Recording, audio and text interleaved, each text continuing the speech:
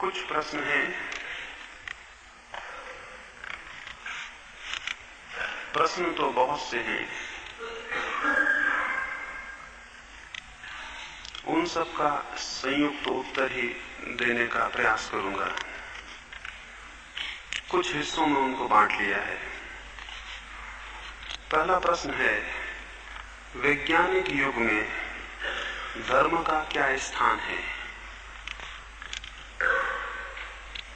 और धर्म का राष्ट्रीय और सामाजिक जीवन में क्या उपयोग है।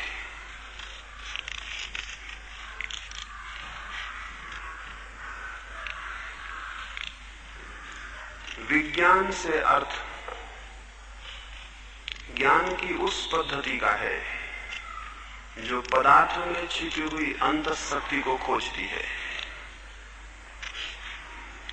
धर्म से अर्थ उस ज्ञान की पद्धति का है जो चेतना के भीतर छिपी हुई अंतःशक्ति को खोजती है। धर्म और विज्ञान का कोई विरोध नहीं है, वरन धर्म और विज्ञान परिपूरक हैं। जो युग मात्र वैज्ञानिक होगा उसके पास सुविधा तो बढ़ जाएगी लेकिन सुख नहीं बढ़ेगा। जो युग मात्र धार्मिक होगा उसके कुछ थोड़े से लोगों को सुख तो उपलब्ध हो जाएगा लेकिन अधिकतर लोग असुविधा से ग्रस्त हो जाएंगे। विज्ञान सुविधा देता है, धर्म शांति देता है। सुविधा न हो तो बहुत कम लोग शांति को उपलब्ध कर सकते हैं। शांति न हो तो बहुत लोग सुविधा को उपलब्ध कर सकते हैं लेकिन उसका उपयोग नहीं कर सकेंगे। अब तक मनुष्य ने जिन सभ्यताओं को जन्म दिया है वे सब सभ्यताएं अधूरी और खंडित थीं। पूरब ने जिस संस्कृति को जन्म दिया था वो संस्कृति विशुद्ध धर्म पर खड़ी थी। विज्ञान का पक्ष उसका अत्यंत कमजोर था। परिणाम में पूरब परास्त हुआ, दरिद्र हुआ, पराजित हुआ। पश्चिम ने जो संस्कृति पैदा की है वो दूसरी एक्सट्रीम पर है। उसकी बुनियादें विज्ञान पर रखी हैं और धर्म का उससे कोई संबंध नहीं है। परिणाम में पश्चिम जीता है। धन, समृद्धि, सुविधा उसने इकट्ठी की है लेकिन मनुष्य की अंतरात्मा को खो दिया है। भविष्य में जो संस्कृति पैदा होगी, अगर वो संस्कृति मनुष्य के हित में होने को है तो उस संस्कृति में धर्म और विज्ञान का संतुलन होगा। उस संस्कृति में धर्म और विज्ञान का समन्वय होगा। वो संस्कृति वैज्ञानिक या धार्मिक ऐसी नहीं होगी, वो संस्कृति वैज्ञानिक रूप से धार्मिक होगी या धार्मिक रूप से वैज्ञानिक होगी। ये दोनों प्रयोग असफल हो गए हैं। पूरब का प्रयोग असफल हो गया है, पश्चिम का प्रयोग भी असफल हो गया है। और अब एक मौका है कि हम एक जागतिक यूनिवर्सल प्रयोग करें जो पूरब का भी ना हो, पश्चिम का भी ना हो और जिसमें धर्म और विज्ञान संयुक्त हो। तो मैं आपको कहूंगा, धर्म और विज्ञान का कोई विरोध नहीं है, जैसे शरीर और आत्मा का कोई विरोध नहीं है। जो मनुष्य केवल शरीर के आधार पर जिएगा वो अपनी आत्मा खो देगा और जो मनुष्य केवल आत्मा के आधार पर जीने के प्रयास करेगा वो भी ठीक से नहीं जी पाएगा क्योंकि शरीर को खोता चला जाएगा। जिस तरह मनुष्य का जीवन शरीर और आत्मा के बीच एक संतुलन और संयोग है, उसी तरह परिपूर्ण संस्कृति विज्ञान और धर्म के बीच संतुलन और संयोग होगी। विज्ञान उसका शरीर होगा, धर्म उसकी आत्मा होगी। लेकिन ये मैं आपसे कह दूं, अगर कोई मुझसे ये पूछे कि अगर विकल्प ऐसे हों कि हमें धर्म और विज्ञान में से चुनना है तो मैं कहूंगा कि हम धर्म को चुनने को राजी हैं। अगर कोई मुझसे ये कहे कि विज्ञान और धर्म में से चुनाव करना है, दोनों नहीं हो सकते, तो मैं कहूंगा हम धर्म को लेने को राजी हैं। हम दरिद्र रहना और असुविधा से रहना पसंद करेंगे लेकिन मनुष्य की अंतरात्मा को खोना पसंद नहीं करेंगे। उन सुविधाओं का क्या मूल्य है जो हमारे स्वत्व को छीन ले, और संपत्ति का क्या मूल्य है जो हमारे स्वरूप से हमें वंचित कर दे। वस्तुतः न वो संपत्ति है न वो सुविधा है। मैं एक छोटी सी कहानी कहूं, मुझे बहुत प्रीति कर रही। मैंने सुना है एक बार यूनान का एक बादशाह बीमार पड़ा।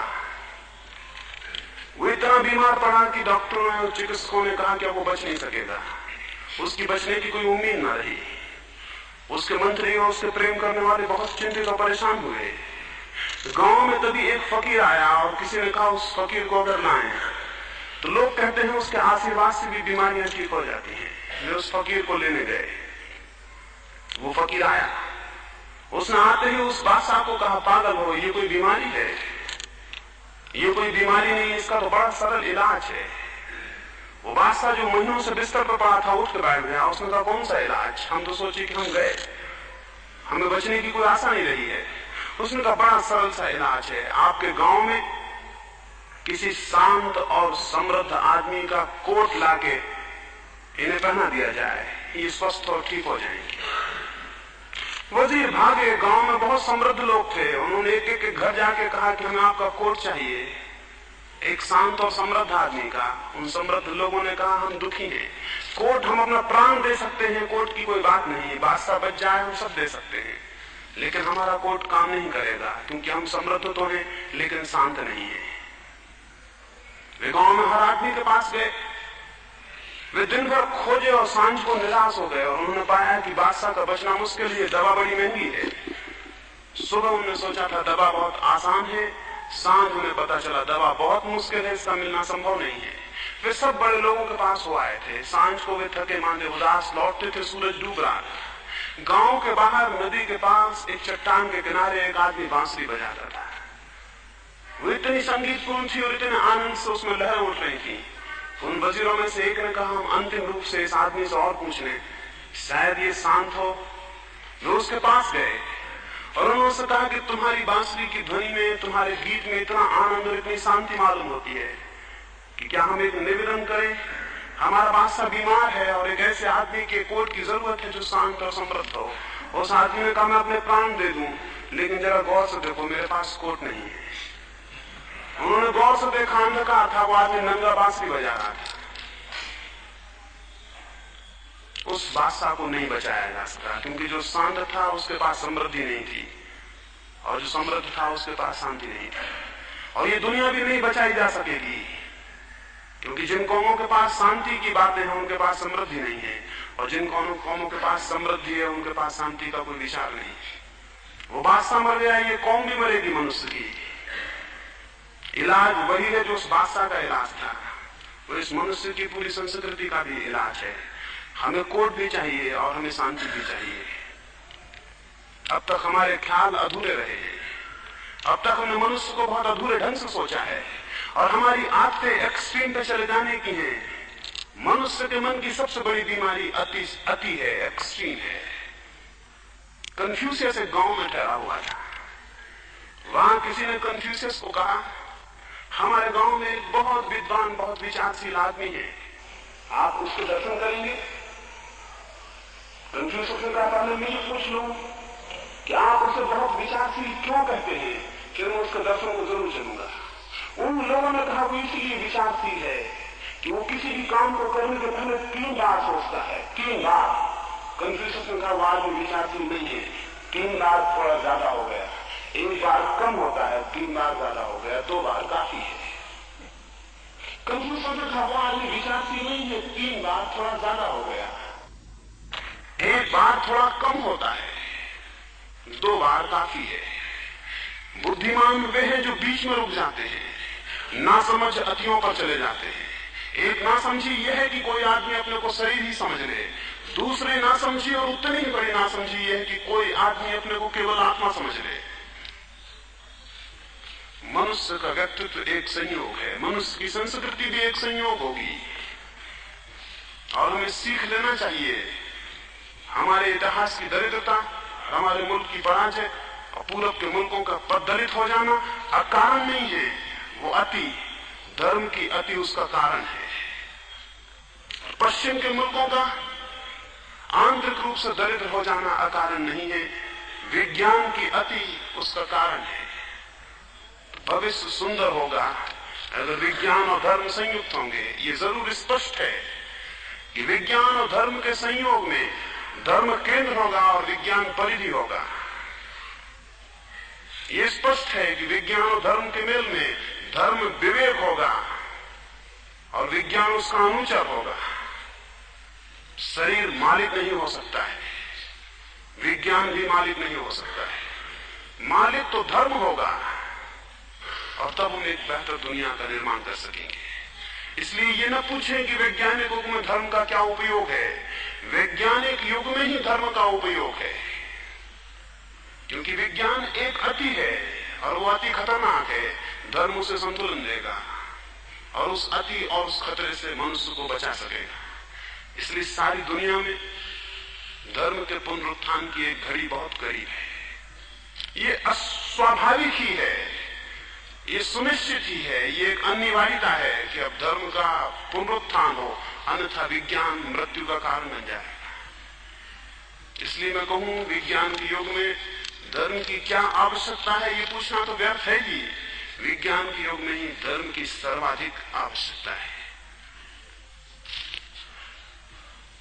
उसी से संबद्ध उन्होंने पूछा है कि राष्ट्रीय और सामाजिक जीवन में क्या उपयोग है। मैं समझता हूं मेरी इस बात से वो भी आपके ख्याल में आया होगा, क्योंकि जिस बात का उपयोग एक मनुष्य के लिए है उस बात का उपयोग अनिवार्यतया पूरे राष्ट्र और पूरे समाज के लिए होगा। क्योंकि राष्ट्र और समाज क्या है? वे मनुष्यों के जोड़ के अतिरिक्त और क्या है? कोई इस भ्रम में न रहे कि कोई राष्ट्र धर्म के अभाव में जी सकता है। भारत में ये दुर्भाग्य हुआ, हम कुछ शब्दों को भूल समझ गए। हमने धर्मनिरपेक्ष राज्य की बातें शुरू कर दी।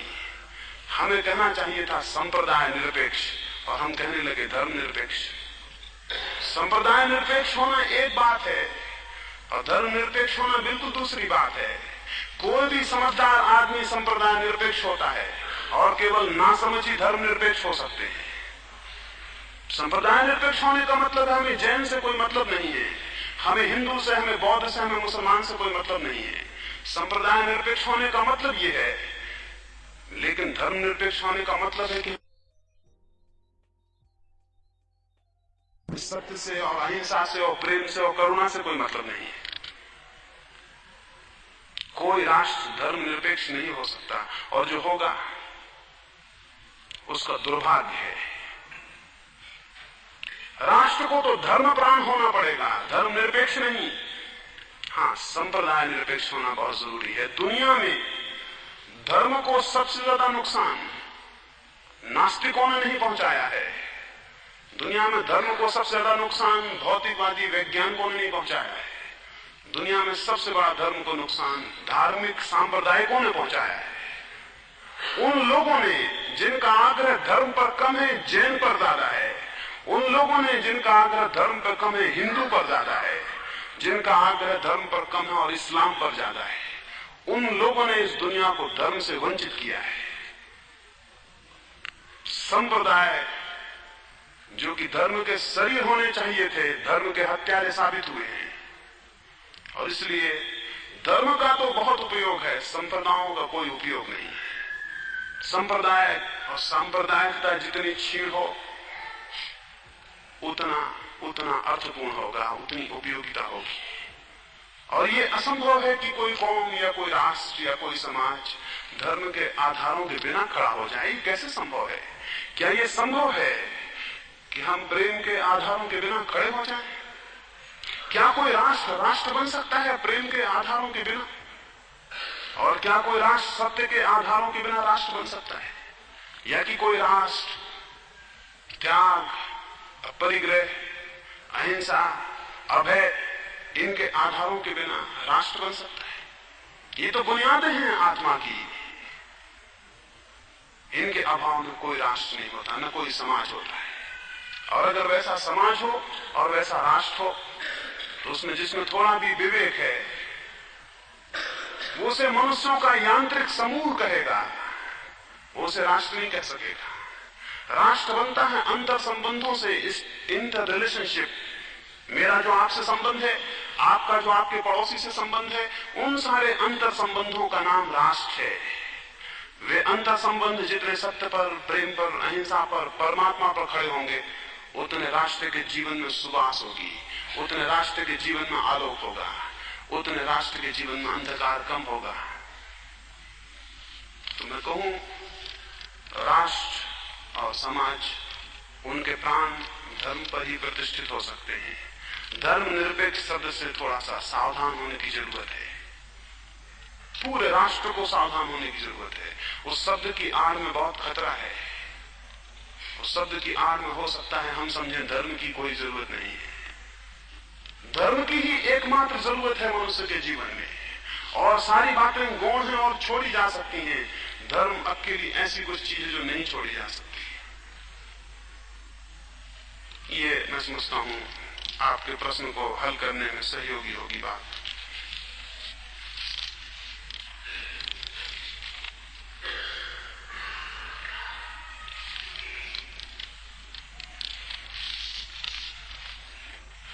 साधना में ध्यान किसका करना है?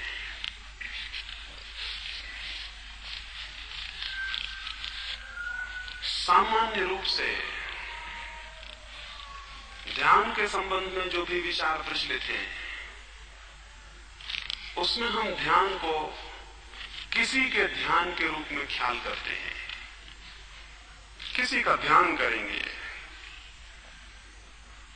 इसलिए स्वाभाविक ये प्रश्न उठता है कि ध्यान किसका, प्रार्थना किसकी, आराधना किसकी,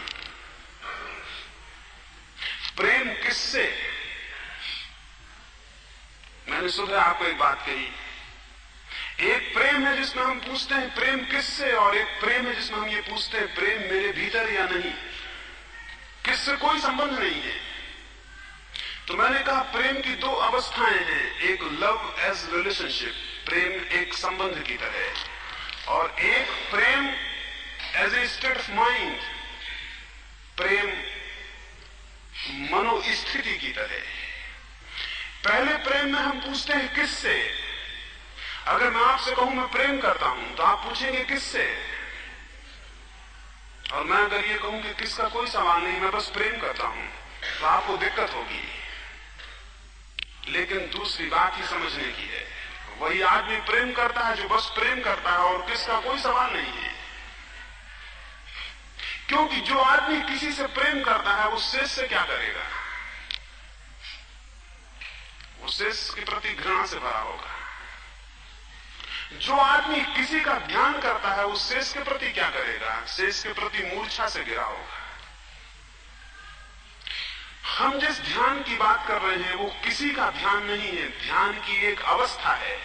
अवस्था का मतलब ये है, ध्यान का मतलब किसी को स्मरण में लाना नहीं है, ध्यान का मतलब सब जो हमारे स्मरण में है उनको गिरा देना है, और एक स्थिति लानी है कि केवल चेतना मात्र रह जाए, केवल कॉन्शियसनेस मात्र रह जाए, केवल अवेयरनेस मात्र रह जाए।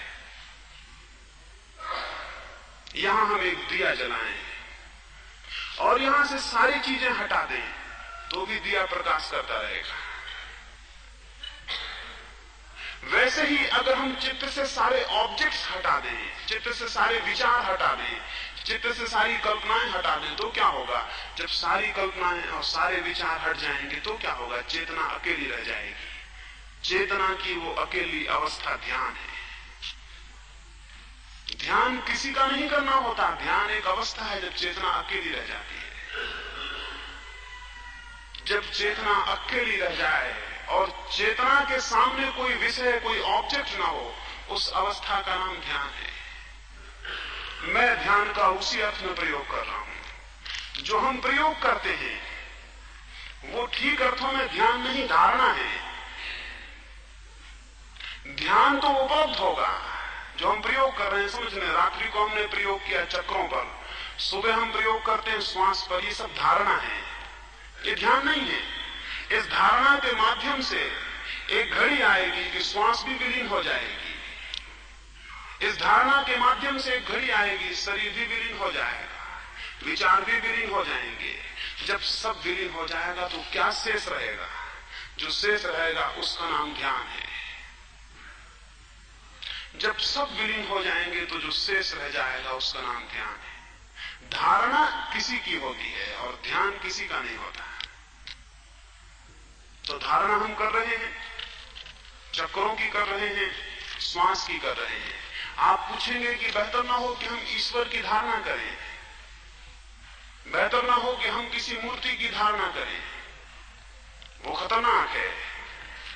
वो खतरनाक इसलिए है कि मूर्ति की धारणा करने से वो अवस्था नहीं आएगी जिसको मैं ध्यान कह रहा हूं। मूर्ति की धारणा करने से मूर्ति ही आती रहेगी, और जितनी मूर्ति की धारणा घनी होती जाएगी उतनी मूर्ति ज्यादा आने लगेगी। रामकृष्ण को ऐसा हुआ था। वो काली के ऊपर ध्यान करते थे, धारणा करते थे। फिर धीरे धीरे उनको ऐसा हुआ कि काली को उनको साक्षात होने लगे। अंतस में आंख बंद करके मूर्ति सजीव हो जाती। वो बड़े रस मुक्त हो गए, बड़े आनंद में रहने लगे। फिर वहां एक सन्यासी का आना हुआ और उस सन्यासी ने कहा कि तुम ये जो कर रहे हो ये केवल कल्पना है, ये सब इमेजिनेशन है, ये परमात्मा का साक्षात नहीं है। रामकृष्ण ने कहा परमात्मा का साक्षात नहीं, मुझे साक्षात होता है काली का। उस सन्यासी ने कहा काली का साक्षात परमात्मा का नहीं है। किसी को काली का होता है, किसी को क्राइस्ट का होता है, किसी को कृष्ण का होता है। ये सब मन की ही कल्पनाएं हैं। परमात्मा के साक्षात का कोई रूप नहीं है, और परमात्मा का कोई चेहरा नहीं है, और परमात्मा का कोई ढंग नहीं है, और कोई आकार नहीं है। जिस क्षण चेतना निराकार में पहुंचती है उस क्षण वो परमात्मा में पहुंचती है। परमात्मा का साक्षात नहीं होता, परमात्मा से सम्मिलन होता है। आमने सामने कोई खड़ा नहीं होता कि इस तरफ आप खड़े हैं उस तरफ परमात्मा खड़े हुए हैं। एक घड़ी आती है कि आप लीन हो जाते हैं समस्त सत्ता के बीच, जैसे बूंद सागर में गिर जाए, और उस घड़ी में जो अनुभव होता है वो अनुभव परमात्मा का है। परमात्मा का साक्षात या दर्शन नहीं होता, परमात्मा के मिलन की अनुभूति होती, जैसे बूंद को सागर में गिरते वक्त अगर हो तो होगी। तो सन्यासी ने कहा ये तो भूल है, ये तो कल्पना है। उसने रामकृष्ण से कहा कि अपने भीतर जिस भांति इस मूर्ति को आपने खड़ा किया है उसी भांति इसको दो टुकड़े कर दें। एक कल्पना की तलवार उठाएं और मूर्ति को दो टुकड़े कर दें। रामकृष्ण बोले तलवार? वहां कैसे तलवार उठाऊंगा? उस सन्यासी ने कहा जिस भांति मूर्ति को बनाया वो भी एक धारणा है। तलवार की भी धारणा करें और तोड़ दें, कल्पना से कल्पना खंडित हो जाए। जब मूर्ति गिर जाएगी और कुछ शेष न रह जाएगा। जगत तो विलीन हो गया है, एक मूर्ति रह गई, उसको भी तोड़ दें। जब खाली जगह रह जाएगी तो परमात्मा का साक्षात होगा। उसने कहा जिसको आप परमात्मा समझे हैं वो परमात्मा नहीं, परमात्मा को पाने में लास्ट हिंड्रेंस, वो आखिरी अवरोध है, उसको और गिरा दें। रामकृष्ण को बड़ा कठिन पड़ा, जिसको इतने प्रेम से संभाला, जिस मूर्ति को वर्षों साधा, जो मूर्ति बड़ी मुश्किल से जीवित मालूम होने लगी, उसको तोड़ना। वो बार बार आंख बंद करते हो, वापस लौट आते, वो कहते कि ये कुकृत्य मुझसे नहीं हो सकेगा। उस सन्यासी ने कहा नहीं हो सकेगा तो परमात्मा का सानिध्य नहीं होगा। उस सन्यासी ने कहा परमात्मा से तुम्हारा प्रेम थोड़ा कम है, एक मूर्ति को तुम परमात्मा के लिए हटाने के लिए राजी नहीं हो। उसने कहा परमात्मा से तुम्हारा प्रेम थोड़ा कम है, एक मूर्ति को तुम परमात्मा के लिए हटाने को राजी नहीं हो। हमारा भी परमात्मा से प्रेम बहुत कम है। हम भी बीच में मूर्तियां लिए हुए हैं और संप्रदाय लिए हुए हैं और ग्रंथ लिए हुए हैं, और कोई उनको हटाने को राजी नहीं है। उसने कहा कि तुम बैठो ध्यान में और मैं तुम्हारे माथे को कांच से काट दूंगा, और जब तुम्हें भीतर लगे कि मैं तुम्हारे माथे को कांच से काट रहा हूं, एक हिम्मत करना और दो टुकड़े कर देना। रामकृष्ण ने वो हिम्मत की, और जब उनकी हिम्मत पूरी हुई उन्होंने मूर्ति को दो टुकड़े कर दिए। तो लौट को उन्होंने कहा आज पहली दफा समाधि उपलब्ध हुई, आज पहली दफा जाना कि सत्य क्या है, आज पहली दफा कल्पना से मुक्त हुए और सत्य में प्रविष्ट हुए। तो इसलिए मैं किसी कल्पना करने को नहीं कह रहा हूं। कल्पना का मतलब ये किसी ऐसी कल्पना को करने को नहीं कह रहा हूं जो कि बाधा हो जाए। और जो थोड़ी सी बातें मैंने कही हैं जैसे चक्रों की, जैसे श्वास की, इनसे कोई बाधाएं नहीं, क्योंकि इनसे कोई प्रेम पैदा नहीं होता और इनसे कोई मतलब नहीं है। ये केवल कृत्रिम उपाय हैं जिनके माध्यम से भीतर प्रवेश हो जाएगा, और ये बाधाएं नहीं हो सकते हैं। तो केवल उन कल्पनाओं के प्रयोग की बात कर रहा हूं जो अंततः ध्यान में प्रवेश होने में बाधा न बन जाए। इसलिए मैंने किसी का ध्यान करने को आपको नहीं कहा है, सिर्फ ध्यान में जाने को कहा है। ध्यान करने को नहीं, ध्यान में जाने को कहा है। किसी का ध्यान नहीं करना है, अपने भीतर ध्यान में पहुंचना है। इसे थोड़ा स्मरण रखेंगे तो बहुत सी बातें साफ हो सकेंगी। आत्मिक शक्तियां उच्च होते हुए भी सांसारिक रुचियों के सम्मुख परास्त क्यों हो जाती हैं? आज तक नहीं हुई। आज तक आध्यात्मिक रुचियां सांसारिक रुचियों के सामने कभी परास्त नहीं हुई है। आप कहेंगे गलत कह रहा हूं, क्योंकि आपको अपने भीतर रोज पराजय मालूम होती होगी। लेकिन मैं आपको कहूं, आपको आध्यात्मिक रुचि है? जो पराजित होती है वो है ही नहीं, सिर्फ एक आध्यात्मिक विचार है, सुना हुआ। कोई अगर ये कहे कि हीरों के मौजूदगी में भी कंकड़ों के सामने हीरे पराजित हो जाते हैं, तो हम क्या कहेंगे? हम कहेंगे हीरे वहां होंगे ही नहीं। हीरे काल्पनिक होंगे और कंकड़ असली होंगे, तो हीरे हार जाएंगे और कंकड़ जीत जाएंगे। और हीरे अगर वास्तविक हुए तो कंकड़ों के सामने कैसे हार जाएंगे? आप सोचते होंगे कि हमारे जीवन में तो सांसारिक वृत्तियां हमारी सब आध्यात्मिक वृत्तियों को पराजित कर देती हैं। आध्यात्मिक वृत्तियां कहां हैं? तो जो पराजय मालूम होती है वो केवल काल्पनिक है, दूसरा पक्ष मौजूद ही नहीं है। आप निरंतर सोचते होंगे कि घृणा जीत जाती है और प्रेम हार जाता है, लेकिन प्रेम है कहां? आप सोचते होंगे धन को पाने की आकांक्षा जीत जाती है और परमात्मा को पाने की आकांक्षा हार जाती है, वो है कहां? अगर वो हो तो कोई आकांक्षा उसके सामने जीत नहीं सकती। वो अगर हो तो कोई आकांक्षा टिक भी नहीं सकती, जीतने का तो प्रश्न ही नहीं है। अगर कोई कहने लगे कि प्रकाश तो है लेकिन अंधेरा जीत जाता है, तो हम कहेंगे आप पागल हैं। अगर प्रकाश हो तो अंधेरा प्रवेश ही नहीं कर सकता। लड़ाई आज तक प्रकाश अंधेरे में हुई ही नहीं है।